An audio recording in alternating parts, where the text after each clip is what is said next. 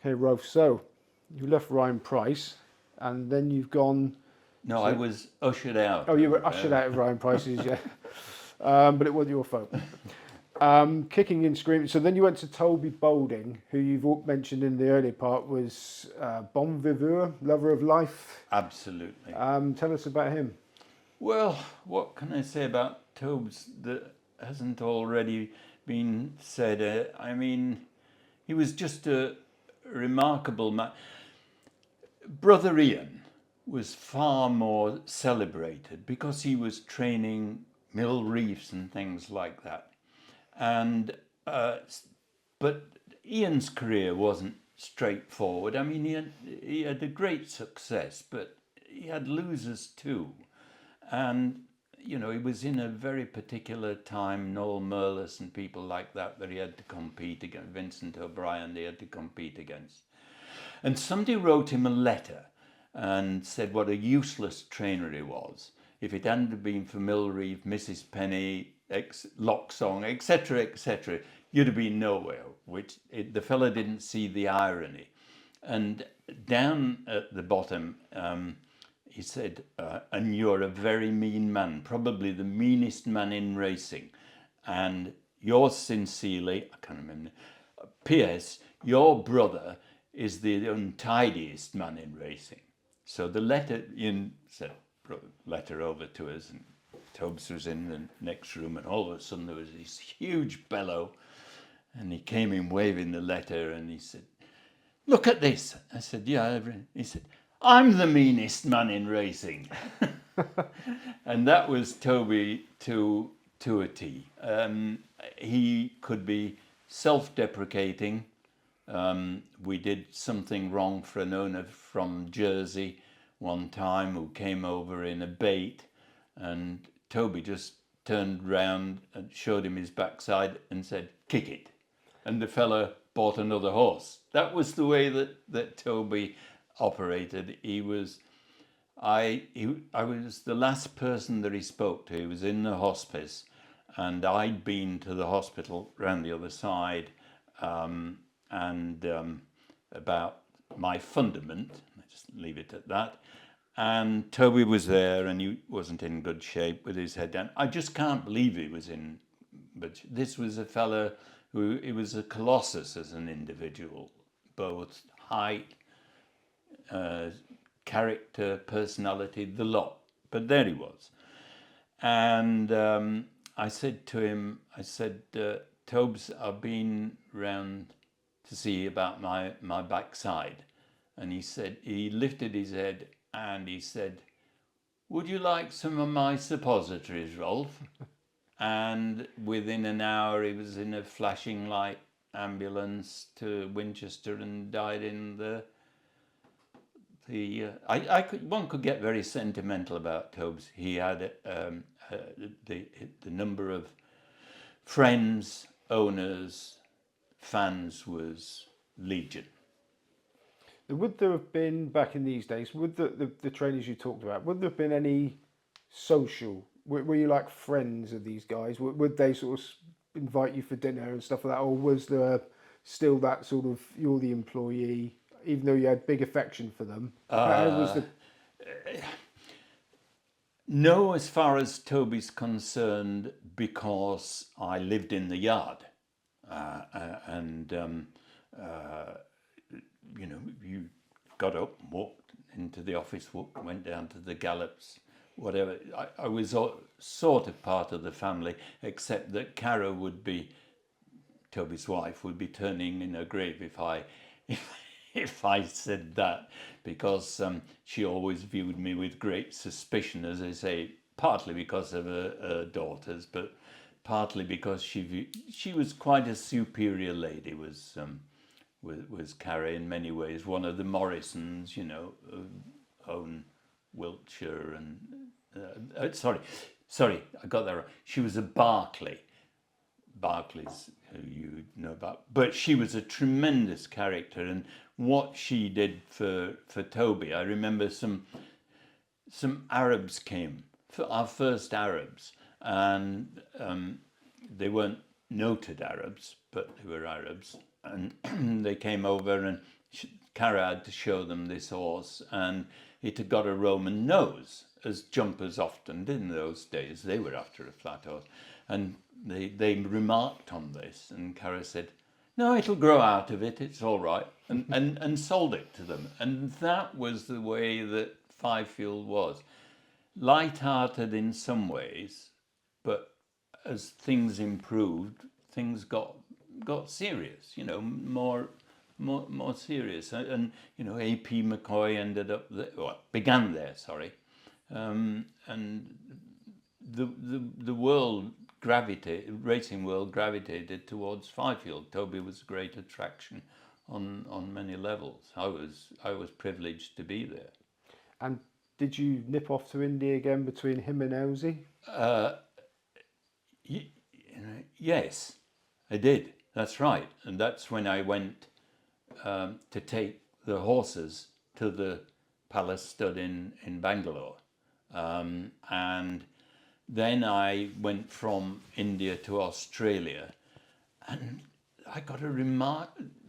Everybody has a story to tell. I had a remarkable phone call from Jimmy Fox. Jimmy Fox had been Toby's sort of third jockey and assistant trainer, and he'd started training, and he somehow managed to find me in Australia.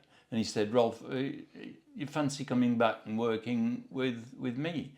And I said, "Well, I am coming back, Jimmy, and I'll turn up at Scotland Lodge on the A303 where he trained." And he was going bust. You know, it was his early season, first season, and on his own, and things weren't going too well. And we got going. Stan Moore rode for him, who trains now, and had a brilliant year in the saddle, and things clicked. And while I was there, Elsie was Fox's closest friend, and his secretary, come assistant, Chris Hill, was leaving to go up north, and Elsie asked me if I would come and assist him. And so I would sort of commute between Jimmy Fox and Elsie at the same time. And I mean, Elsie didn't. He needed somebody to, how shall I say, help on the political side. There'll never be a bigger genius in training than Elsie, who could look into a horse's head and tell you what it was going to do. It was magic, you know. Ryan Price used to say, "If you have to ask, you'll never know." And there was something of that with Elsie. Having had that drilled into me by Ryan, I didn't ask Elsie, and I'm sure it wouldn't have been easy for me to understand if he tried to inculcate to me what he knew and what he was. He was.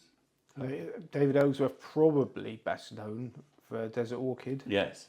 And definitely. you were there. I was there. You were actually quite involved. Well, the Burridges were.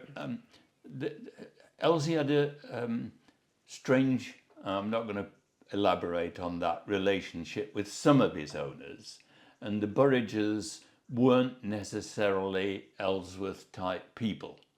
And in Richard Burridge's biography of Desert Orchid, he mentions my name 6 times, but never spelt it right once. But he does say that I was the only one who insisted that Desert Orchid would stay 3 miles. I don't know how that must have been a flash of inspiration that I didn't get so many of, but of course he did stay 3 miles. But Elsie, you know, please don't regard that as any influence on Elsie whatsoever. He did with Desert Orchid what he had to do when he had to do it. Okay, now all these trainers, definitely Ryan Price and David Ellsworth, there'd be betting involved. Would you be privy and take advantage of some of the inside information that you'd have got?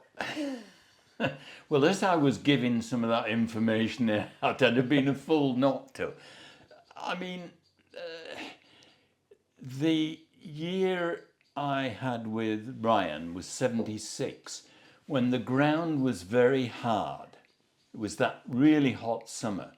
And we could send horses to the races and people wouldn't compete with us. So I can't claim any great, what shall we say, insight in terms of the entries I made, although they fortunately did come off. But other people wouldn't dare take us on. They wouldn't dare take us on because it was Ryan Price. They wouldn't dare take us on because it was firm ground. So we could run horses that weren't necessarily, firm ground wouldn't necessarily have been their best, but they wouldn't come off the bridle. So they wouldn't necessarily, therefore, they wouldn't get injured. I think we only got one leg throughout the whole season. Toby was slightly different. We had an almighty gamble. He had one or two almighty punters, right? And this was a Norwegian gentleman called Gunnar Sheldrup. And he brought 4 horses over to land a 4-timer, believe it or not. 3 of them went to Warwick, and they all won with his Norwegian trainer riding them. Terry Dahl was a great jockey. Richard Lindley, who was a stable jockey, was riding the Certainty at Haydock. God damn it, ran in the King George and the Ark. He was a good horse. Got beaten by a novice called Mayhem, trained, ironically, by Maurice Camacho. And there was another instance when Gunnar was just having a double. One was going to, and here I can say this because this doesn't reflect so well on me. One was going to Nottingham with the travelling head lad, John Price, to look after it.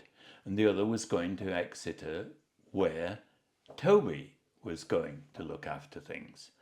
Well, when they'd arrived from Norway, a dark, stormy night, and peeing it down, and we hurried them into stables, the passports and everything, and I got it wrong. We got the wrong horse attached to the wrong passport. I could go into further details, except that Toby would ring up to Oslo, to Gunnar, and say, "That horse that you sent me over as the Norwegian champion hurdler, he can't jump a stick." He said, "But the other one is a flying machine. It pings everything." Well, Gunnar didn't know what was going off, and he just said, "Well, carry on, Toby." So we sent them to this is perfectly true. It's there in all the papers. The one at Nottingham, when the vet came to look at the passport, he said, "This is not the right horse. This is a little bay." And the passport said it should be a big chestnut gelding. And John Price said, "Oh, I don't know about these things. The secretary gave me the passport." Down at Exeter, this is a true story. It's all in the papers, in print. They were a bit late in bringing Great Oak up from the stables. When he got to the pre-parade ring, that's where the vet was, and he said, this should be a bay gelding. You got chestnut in it. It's not the same horse." The tannoy went, "Would Mr. Balding please come to the steward's room immediately?" And I know that this is true because the steward's secretary was a well-known lady who operated Grand and was a friend of mine. And she related the story that Toby came in, and they said, "Mr. Balding, he was king of the West Country, was Toby," so they addressed him politely. "It's not the right horse." And Toby said, "I don't know what you're talking about." And time was getting on. The other horses had gone down to the start, and there was our horse still circling the parade ring. And Toby, she told me, she said, he just bamboozled the stewards. He bamboozled them into letting it run. And it won by 15 lengths. And the second horse had been gambled on by a bookmaker, John Pegley, and he owned it. And he was wild, of course. Anyway, Gunnar Sheldrup should, by rights, have gone absolutely mad. But instead, he congratulated us all because all the money that he had put on the double went on to the one at Exeter. So he was in dreamland. The stewards took it away eventually, but that was too late. He'd collected. Poor bookies.